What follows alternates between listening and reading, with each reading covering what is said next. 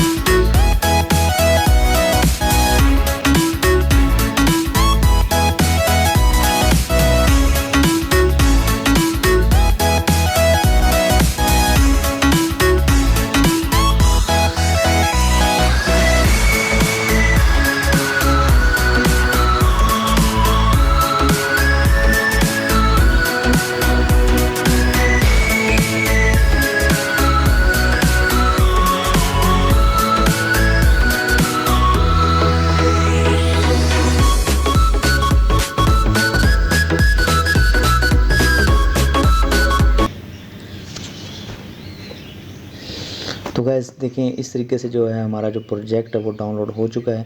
और अगर मैं जाऊं अपने फ़ोल्डर में, ठीक है, और यहाँ पर मैंने क्रिएट किया था क्लोन के नेम से।